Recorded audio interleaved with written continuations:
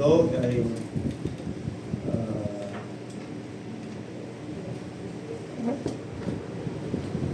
tanggap-tanggap sa Panginoon. Amen. Ayon sa ating kusang pagsamba. Amen. Natanggap-tanggap sa Diyos. Amen. Lahat ng mga bagay na pinagkakaloob natin sa Kanya na willingness. Amen. Yung binibigay natin lahat sa Kanya, kaya handog natin sa Kanya na may kalayaan. Amen. Tinatanggap ng Diyos. Yeah. Pag natanggap ng Panginoon ang ating mga handog na ito ay masarap sa pakiramdam. Amen? Masarap sa pakiramdam. Yun ang katunayan na nililingap ng Diyos yung ating handog. Para man naghandog tayo sa Panginoon at ang handog na ito ay naging mabango sa Kanyang harapan. Amen? At ang isa sa mga ingredients ng ating mga handog ay naging mabango sa Kanyang harapan ay yung pusa nating ibinibigay. Amen? Hindi tayo pinipilit, hindi tayo pinipersa ng sinuman, kundi ang alam natin sa ating sarili na bibigay natin ang ating kakayahan, ang ating lakas, ang ating pagpupuri para sa Panginoon na ito ay may with willingness. Amen? Yung bang kusang loob nating ibinibigay sa Kanya. Amen? Yun ang karapat-dapat na handog sa Panginoon. At yan ay mararamdaman mo sa iyong sarili sapagkat ikaw ay parang pinalaya ng Panginoon, ikaw ay parang pinagaan ng Panginoon. Amen? At yun yung katunayan ng iyong espiritu ay pinupuno ng Diyos. Sabi ko sa inyo nung nakaraan, lagi lang natin buksan ang ating espiritu patungkol sa gawa ng Diyos. Amen? At kung nakikita natin na ang ating espiritu ay yung bang tayo rin mismo sa ating sarili ang makapagsasabi niyan na ang ating espiritu ay malakas. Tayo rin sa ating sarili ang magsasabi niyan na ang ating espiritu ay mahina. Amen? At yung wala ng pakiramdam patungkol sa mga gawain kagaya nito, ang kanilang espiritu ay patay. Wala nang pakialam Hindi niya nararamdaman ang presensya ng Diyos. Hindi niya nararamdaman na may kasabikan siya sa salita ng Panginoon. Ang espiritu yun ay patay. Amen? Kaya, ang nagpapahayag na tayo ay buhay sa espiritu at malakas sa espiritu ay yung isa sa katunayan ay mayroon tayong kalakasang makapagpuri sa Panginoon. Amen? Yung may bibigay natin ng may kalayaan, may pusang paghahandog ang mga bagay na ito. So tingnan natin 2 Corinthians chapter 29 verse 17. 2 Chronicles. 1 Chronicles 29 verse 17. Amen. Talastas ko rin, Diyos ko na iyong sinusubok ang puso at nalulugod sa katuwiran, saganang akin. Sa katuwiran ng aking puso ay aking inihandog na kusa ang lahat na bagay na ito. At ngayon nakita kong may kagalakan ng iyong bayan na nahaharap dito na naghahandog na kusa sa iyo. Amen.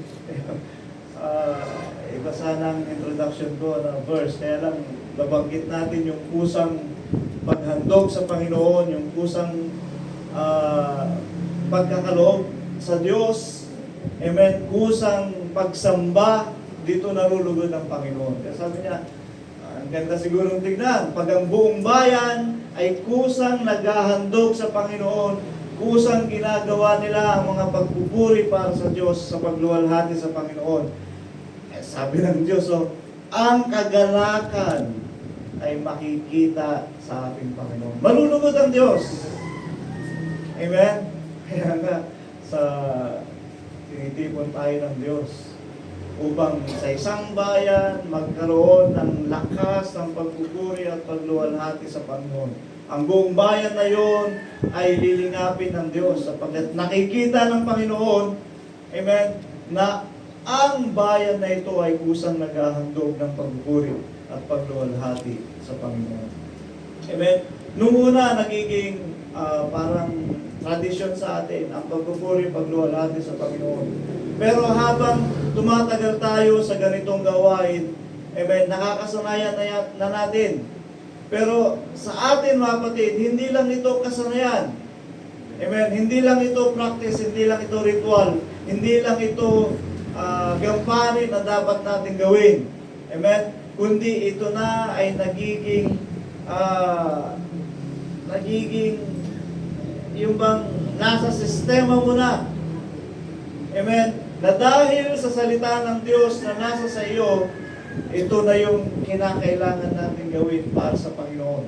Ito na yung alam mong dapat gawin at tamang gawin para sa ating Diyos. Amen. Dahil sa katuwiran, sa katuwiran ng aking puso ay aking inihandog na kusa ang lahat na bagay na ito. Amen? Lahat na bagay. Amen.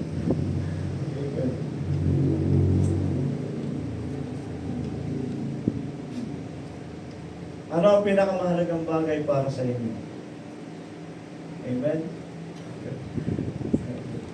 Na may bibigay natin na kusa para sa Panginoon. Amen. Nasa sa atin na yan. Sabi ko nga sa inyo noon, yung spirito natin ang nakakakilala ng mga bagay patungkol sa spirito na naayos ng Panginoon. Amen. 8:16 ng Romans, ang spirito natin at ang spirito ng Diyos ang nagpapatotoo na tayo ay anak ng Diyos. Tingnan natin. Balikan lang muna natin yun. Dahil napakahalaga na tayo ay 8:16 ng Romans. Napakahalaga na maging aware tayo ng ating spirito ay laging bukas para sa Panginoon. Ang spirito rin ang nagpapatotoo kasama ng ating spirito. May ibang espiritu at ating espiritu na nasa sa atin, nagpapahayag at nagpapatotoo na tayo ay anak ng Diyos. Sila yung nakakadama. Amen? Yung espiritu mo sa iyong kalooban ang nakakadama na ikaw ay nililingap ng Diyos. Amen? Yung bang hangga-hangga na pakiramdam mo, pinalaya ka ng Panginoon, na ikaw ay napakasaya, tuwang-tuwa ka pag ikaw ay nagpupuri sa Panginoon. Espiritu ang naghahayag sa ating kalooban. Amen. Pero pag wala ka ng espiritu na yun, pagka yung espiritu mo ay sarado sa iyo, hindi mo hinayang mapalaya. Amen. Ay, nagtatalunan na yung mga nagpupuri. Ikaw, tingin-tingin lang. Sapagat walang, yung espiritu mo, hindi ka inuudyo ka na magpuri sa Diyos. Ano sabi ni Haring David? Nung panahon na siya ay parang nangihina. Amen? Sabi niya, bless the Lord, O my soul, and all that is within me. Bless His holy name. Talagang inutusan niya yung kanyang spirito. Yung spirito niyang nangihina o nanulumo. Inutusan niya. Purihin mo ang Panginoon. Binukas niya. Amen. Tanggapin mo ang pagpapala ng Panginoon. Tanggapin mo ang biyaya ng Diyos. Pwede pero sa atin mga kapatid, mahina ka, nalulumo ka, matamlay ka, utusan mo ang espiritu mo. Amen. Buksan mo ang espiritu mo at tanggapin mo ang lahat ng pagpapala at ang biyaya ng Diyos. Amen? Dumadaan tayo sa ganong pagkakataon. Dumadaan tayo sa mga ganong pangyayari. Pwede nating utusan ng Espiritu. Nasa sayo. Amen? Kasi ang Espiritu is a part of you. Bahagi ng iyong pagkatao. Ang Espiritu na yun. Amen? Siya yung nakakakilala patungkol Espiritu ng Diyos. 2:10 ng 1 Corinthians. Tingnan natin. Yan. Ngunit ang mga ito ay pinahayag sa atin ng Diyos sa pamamagitan ng Espiritu, sapagkat nasisiyasat ng Espiritu ang lahat ng mga bagay o ang malalalim na mga bagay ng Diyos. Kita nyo, kapag sarado ang Espiritu mo, kahit na anong ipahayag sa'yo ng mga tagapagturo patungkol sa aral ng Biblia, di mo naman. Kasi nga, sarado yung Espiritu mo. Hindi mo hinahayaang maging bukas pagdating sa pagpapala at sa biyaya ng Diyos. Pero kung utusan mo siya, tanggapin mo ang lahat ng pagpapalang ito, kahit na mga bagay na malalalim patungkol sa Diyos, maunawaan mo. Amen. Sapagkat ang Espiritu mo ay bukas. Ang Espiritu ng Diyos na nagkakaloob ng mga biyaya at pagpapala ay tatanggapin ng iyong Espiritu na nasa loob mo. Amen. At doon ko, kailan ko lang din unawaan kung ano ang kaibahan ng kaluluwa sa Espiritu. Amen. Ang kaluluwa ay ikaw. Yung ikaw mismo, yung memory mo, nararamdaman mo, ikaw na yon. Tanggalin mo ang katawang lupa na ito, yun ang kaluluwa. Ikaw yun. Amen. Pero ang Espiritu ay siyang nakakakilala ng mga bagay patungkol sa spiritual realm. Amen. Patungkol sa spiritual world. Hindi ko natin sabihin gano'n, spiritual world. Spiritual world. Amen. Spiritual realm. Siya ang nakaka-discern, siya ang nakaunawa, siya ang nakakilala. Amen. And that spiritual thing within us, yan, siya ang nakakatanggap ng kaloob. Yan, mayroong discerning, mayroong gift of faith, mayroong gift of prophesying, mayroong kaloob ng, ano pa ba? 1 Corinthians chapter 12, mababasa natin dyan. Ang mga kaloob na yan ay dahil sa ang Espiritu mo ay bukas at ang Espiritu mo ay lumalago sa Panginoon. Amen. So, isa yun sa katunayan na ikaw ay lumalago. You have the gift. Meron tayong kaloob na galing sa Espiritu ng Diyos. Amen. Kaya nga, yung kusa nating paghandog, yung kusa nating pagsamba, doon nalulugod ang Panginoon sa bawat isa. Nahanap ng Diyos yun. Kaya nga sabi ng 4:24 ng John, ay nahanap ng Diyos ang mananamba sa Espiritu at katotohanan. Pag sinabi mong mananamba sa Espiritu at katotohanan, yun na yung kusang pagsamba. Amen. Na hindi mo na kailangang hanapin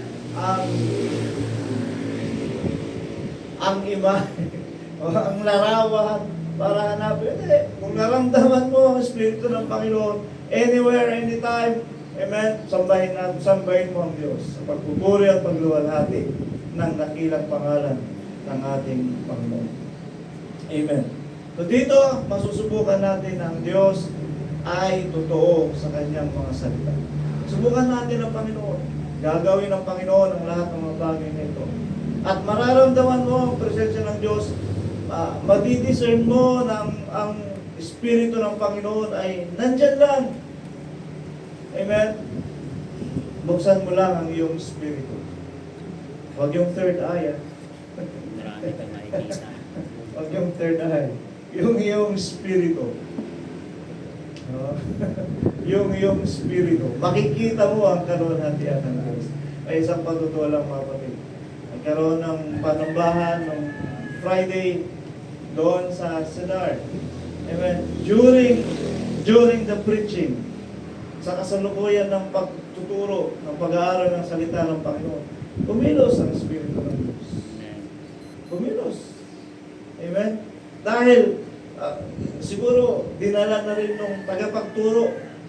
Tinuruan niya ang mga tao na maging bukas ang kanilang espiritu, na makita nila yung kaluwalhatian ng Diyos. During preaching, may mga nagwiwika, nagsalita ng wika. Amen. May napuspos. At naramdaman ng lahat ng Espiritu ng Panginoon ay kumilos. Amen. Ang galing, ang galing. Amen? Basta sa bawat panambahan, gano'n din tayo kapatid. Buksan natin ang ating Espiritu, hayaan natin makita niya ang kaluwalhatian ng Diyos, hayaan natin maramdaman niya ang kapangyarihan ng Panginoon. At doon natin makikita na ang ating pagdulog sa Panginoon, ang ating pagharap sa Diyos ay may biyayang dulot para sa atin. Amen? Ito yung nag-uudyok sa atin para sabihin natin, sana linggo na ulit, sana may panambahan na ulit, sana ganito na ulit upang may bigay natin ang ating pusang handog sa Panginoon. At ang kaluguran ng Diyos ay nasa mga bagay na ito. Amen? Ng pagpupuri, pagluwalhati sa Panginoon, ng pusang pagbibigay ng ating mga handog. Balikan natin yung 1 Chronicles chapter 29 verse 17. Chronicles. Yung kanina. 29:17. Amen. Talastas ko rin, Diyos ko, na iyong sinusubok ang puso at nalulugod sa katuwiran, saga ng akin, sa katuwiran ng aking puso at aking inihandog na kusa ang lahat ng mga bagay na ito at ngayon nakita kong may kagalakan. Amen. Ang iyong bayan. Pa, sa ating mga pagpupuri at pagluwalhati sa Diyos. Amen. Pinupuno ng Panginoon ang kanyang mga lingkod, ang kanyang mga those people of God. Amen. Bayan, sabihin na natin. Pinupuno ng Diyos ang kagalakan. Pinupuno ng Diyos ng katuwaan. Amen. At doon tayo humuhugot sa Panginoon. Sabi ng Bible, the joy of the Lord is my strength. Amen? Galak sa Panginoon ay kalakasan. Doon tayo kumukuha ng lakas natin sa Panginoon. Kaya bigyan natin kaluguran ng Diyos. At sa mga bagay na ito, tayo ay magkakaroon ng lubos na kagalakan. Kaya sabi ko sa inyo, pag kumilos ang Espiritu ng Panginoon at bukas ang Espiritu mo, mararamdaman mo ang pagkilos ng kapangyarihan ng Diyos. Amen? Mararamdaman natin ang pagkilos ng Panginoon. At sa pamagitan na ito, dito tayo nagkakaroon ng kasabikan pagdating sa salita ng Diyos. Amen. Nagkakaroon tayo ng sabik sa salita ng Panginoon dahil sa mga kaganapan na ito. Ang sabi niya, sa Psalms chapter 148 verse 9. Mga bundok at lahat ng mga gulod, mga mabungang kahoy, at lahat ng mga selo.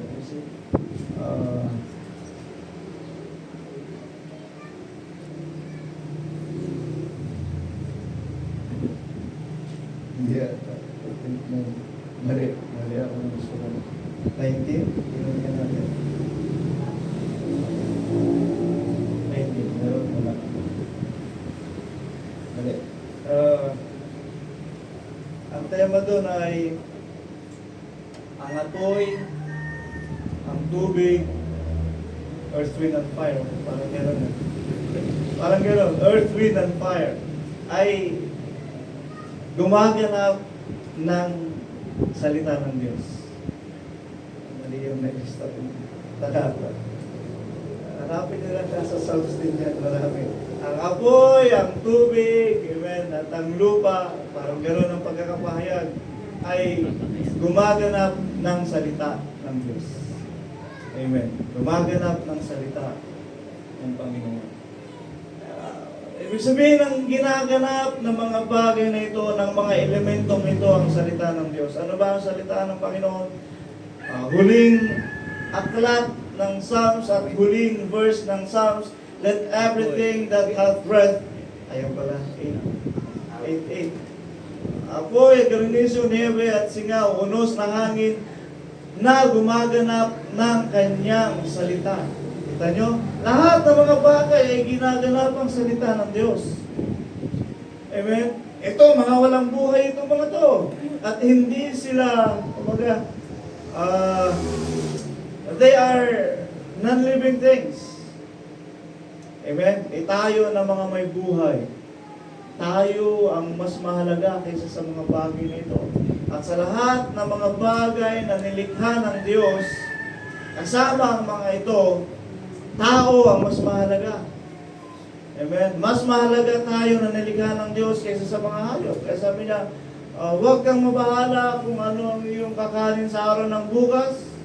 Amen? Bakit? Amen? Kung ang mga to ay kumakain sa kapanahunan, amen, ang mga bulaklak ay nadaragtan ng kung makukulay na makulay sila sa kapanahunan. Amen. Hindi ba mas mahalaga ang tao kaysa sa mga bagay na ito? Amen. Kaya kung tayo ay mas mahalaga kaysa sa lahat ng mga bagay na ito, tayo ang kinakailangan maghandog ng papuring awit sa Panginoon. Amen. Tayo Ang kinakailangan maghandog ng malakas sa pagluwalhati sa Diyos. Hanapan ng Diyos ang mga to, hindi. Pero ginaganap nila ang pagpapahayag ng kapurihan at kaluwalhatian ng Panginoon. 48:14 ba yun? The heavens and the earth declares the glory of the Lord. Sama ba yan dyan? 1. Tingnan nga natin. Parang sa 1 yun. 1. Hindi. Saan ba nakasulat yun? Yung ang kalangitan ay nagpapahayag ng kaluwalhatian ng Diyos. Kita nyo? Sila mga andyan lang. Amen? Steady lang na nandyan sa kalawakan. Pero pag tumingala ka, makikita mo ang kaluwalhatian ng Panginoon. Buksan mo lang ang iyong spirito. Amen? Eh, gaano pa kaya tayo? Dapat sa atin din makita ang kaluwalhatian ng Diyos. Kita nyo, yung apoy, yung nebe, sabi ito, yung granizo, lahat ng ito ay gumaganap ng kanyang salita. Let everything that hath breath praise the Lord. Sila nga na walang hininga ay nagpapahayag ng kaluwalhatian ng Diyos. So gaano pa kaya tayo na kinakailangan magpahayag ng karangalan ng Diyos. Pakita mo, ikaw ay obra maestra ng may kapal. Amen. Paano mo mapakita na tayo ay obra maestra ng may kapal? Maging ayon tayo sa larawan ng Diyos. Amen. Maging ayon tayo sa wangis ng Diyos. Amen. Maging ayon tayo sa wangis ng Diyos.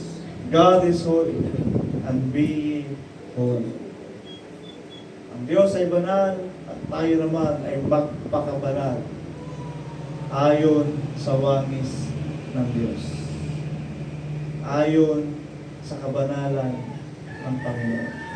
Amen. Paano bang pakabanal na nararapat para sa atin? Huwag tayong makiayon sa sanlibutan. Huwag natin gawin ang mga bagay na yung pang last things. Yung nasa ng laman. Amen? Dahil ang laman ay hindi umaayon sa Espiritu. Amen. Ang Espiritu mo ay hindi umaayon sa gawa ng laman. At ang laman ay hindi rin naman ayon sa kalooban ng Diyos. Ay yung mga bagay na nasa ng laman, yung mga bagay na nakakagala patungkol sa sanlibutan na ito, amen. Huwag tayo makiayon sa mga bagay niyo. Kundi buksan mo ang Espiritu mo, ano ang gusto ng iyong Espiritu, at doon ka magkakaroon ng kaluguran sa Diyos. Kaya ang sabi ng Biblia, payo nga niya sa atin, nung tayo ay bago pa lamang sa pananampalataya, patayin mo ang buong sangkap ng iyong katawan. Ganun ba ang pagkakapayag? Patayin mo ang sangkap ng iyong katawan. Na yung nasa ng laman, yung gusto ng laman, alisin mo na sa yung sarili, alisin mo na sa yung sistema. Kundi ang ipahiral mo ay kung ano ang kalooban ng Diyos patungkol sa iyo. At ang Espiritu ang makakakilala kung ano ang kalooban ng Diyos patungkol sa iyo. Kaya pagka sarado pa, tulog pa yung Espiritu na nasa sayo, hindi mo yun mararamdaman, hindi mo yun maunawaan, hindi mo yun makikilala. Amen? Ito ang mga bagay na yun na nais gawin ng Diyos sa atin. Tayo ay magkaroon ng pagpupuri at pagluluwalhati. Kung sila na mga walang buhay ay gumaganap ng salita ng Diyos, amen, gaano pa kaya tayo? Patungkol sa pagpupuri, let everything that hath breath praise the Lord. Patungkol sa pagluwalhati, ang kusang pagsamba ibigay natin sa Panginoon. Bakit? Tayo ang salita ng Diyos. Amen? Tayo ang salita ng Diyos. Dapat sa atin makita, dapat sa atin maganap, dapat sa atin mahayag ang salita ng Diyos. Amen? 2 Corinthians chapter 3 verse 3. Yamang nahayag na kayo'y sulat ni Kristo na pinangsawaan namin, hindi sinulat ng tinta, kundi ng Espiritu ng Diyos na buhay, hindi sa mga tapyas ng bato, kundi sa mga tapyas ng pusong laman. Diba? Isinulat hindi ng tinta, kundi ng Espiritu. Gumagawa tayo ngayon ng bagong kwento.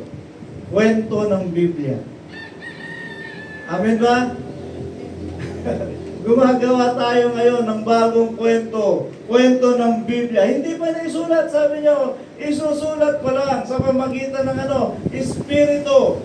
Kaya nga, yung inyong paglilingkod, pagbutihin ninyo, isusulat yan sa bagong aklat. Meron bang bagong aklat? Book of Remembrance. Meron bang...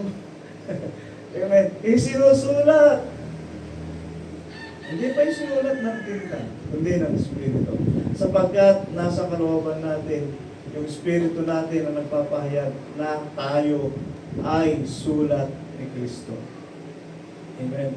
Sa atin nagaganap, sa atin nangyayari ang kalooban ng Diyos, sa atin makikita ang kaluwalhatian ni Kristo, sa atin pinangyayari ng Diyos ang bawat ebanghelyo, ang bawat salita ni Kristo na kanyang ipinahayag.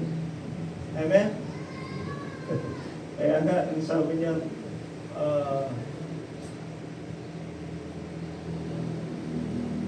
I am the vine, and ye are the branches.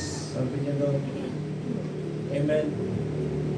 Ang daming kapahayagan. Pag-aralan ng Biblia, ang daming unawa. Basta maging aware lang tayo sa bawat pahayag.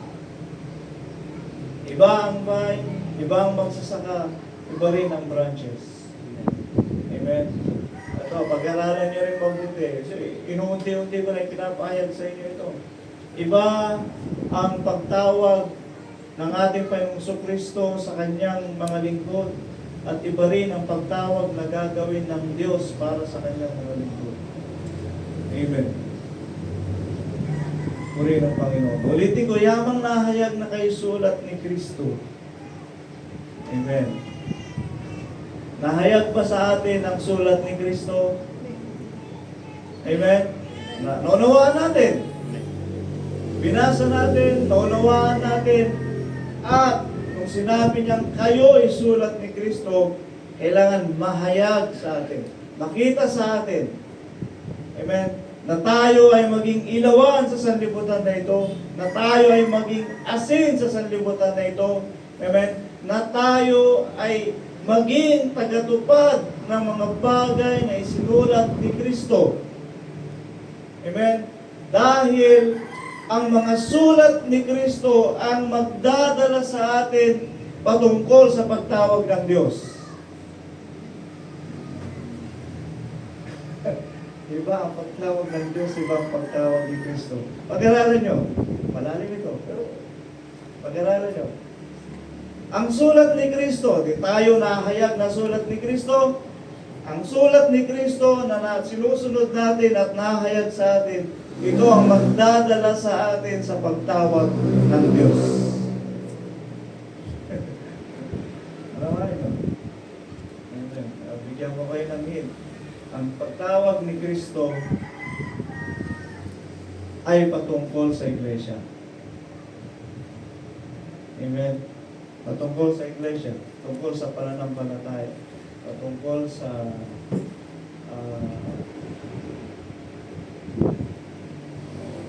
saan pa. Pero ang pagtawag ng Diyos ay patungkol sa katuwiran. Amen. At patungkol sa pagiging anak ng Diyos. Amen. Pagiging anak ng Diyos. Kaya kung naunawaan natin ang sulat ni Kristo at ginaganap natin na sa atin na ang sulat ni Kristo, ito ang magdadala sa atin patungkol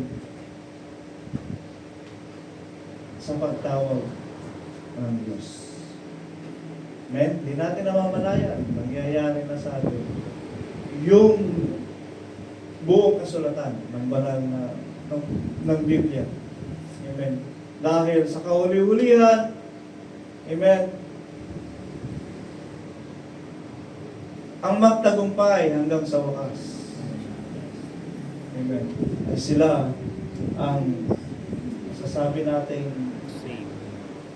itinalaga sa pagtawag ng Diyos. Amen. Sa pagtawag ng Diyos.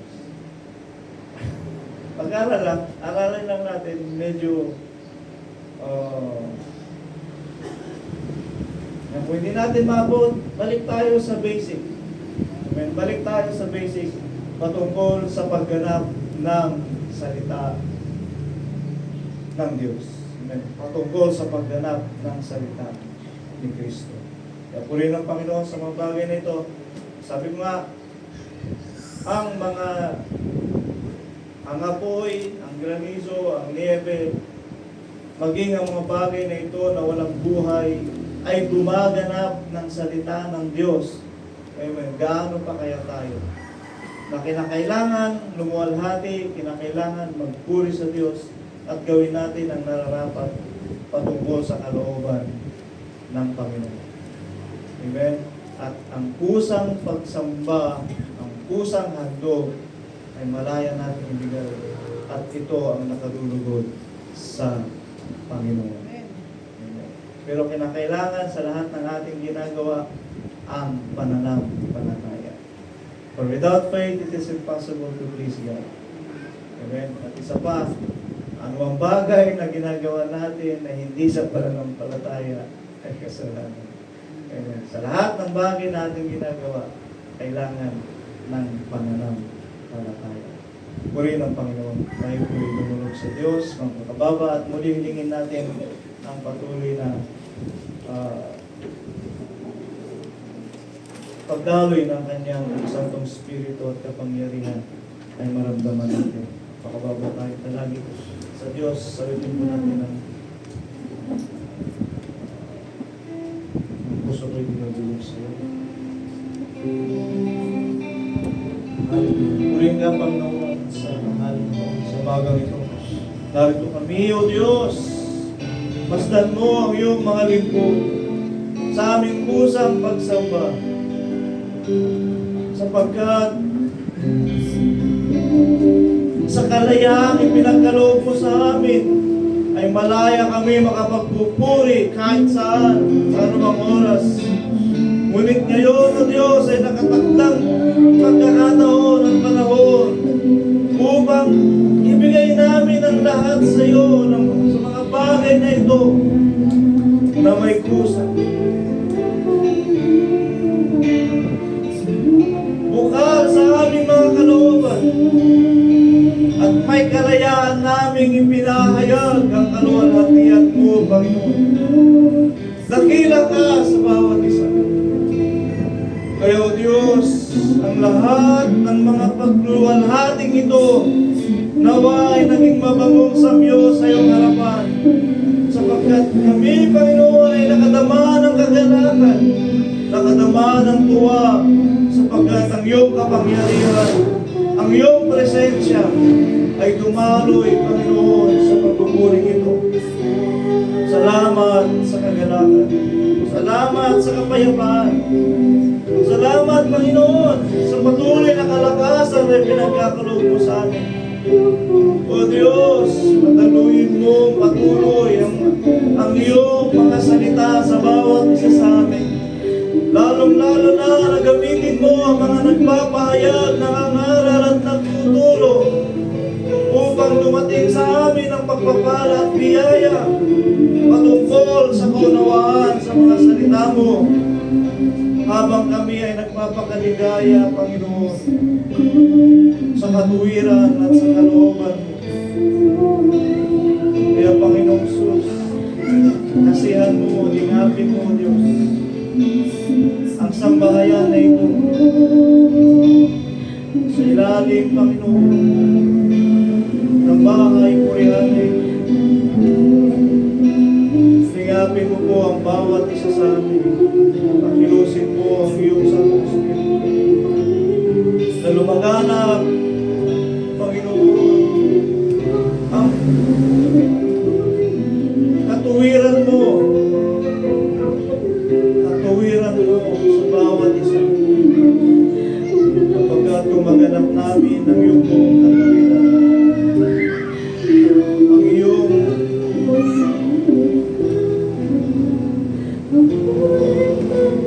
mga salita ay pangyayarihin mo sa bawat isa.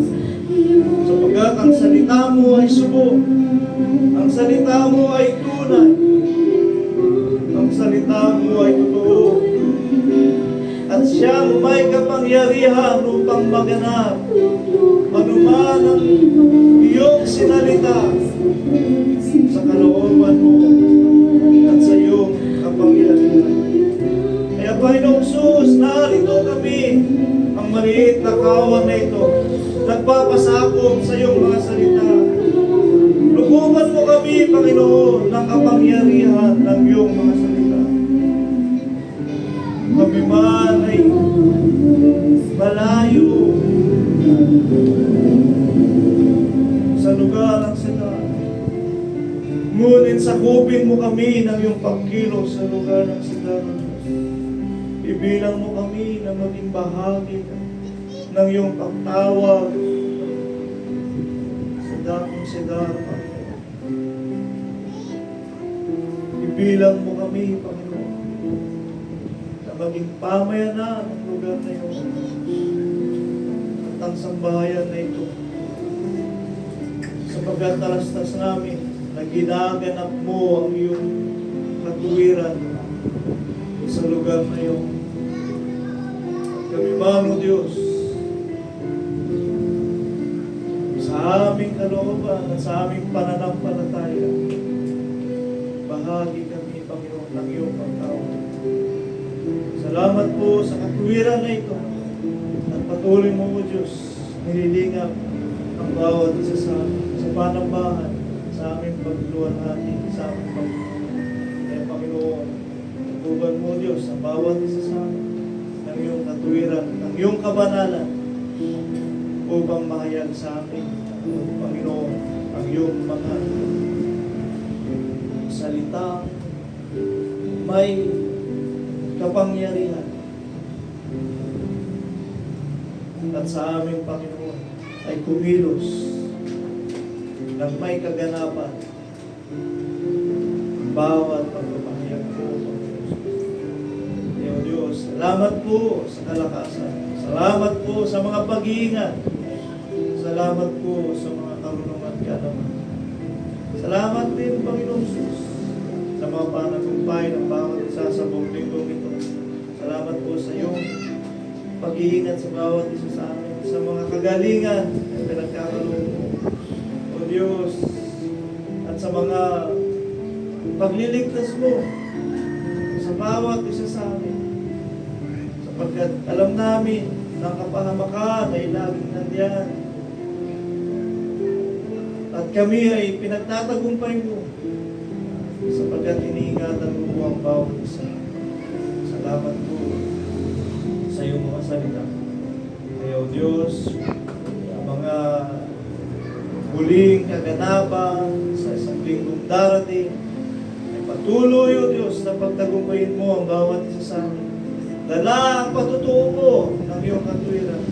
Dala, Panginoon, ang patutuo ng iyong mga salita sapagkat nahayag sa amin ang iyong mga kasulatan na siyang katuwiran ng bawat isa sa amin. Panginoon, Diyos, Ikaw ang aming pinupulang niluwalhati, aming itinataas at tinadakila. Ikaw na Diyos na makapangyarihan sa lahat. Ikaw ang aming Panginoon na siyang kumikilos. Biyaya at pagpapala ay pagkaroon mo nawa sa bawat isa sa amin. At ibibigay namin at ipapahayag namin sa iyo ang lahat ng mga bagay na ito na may kusang pagsamba at kusang paghahandog. Luwalhatiin yung dakilang pangalan ng Jesus. Amen and amen.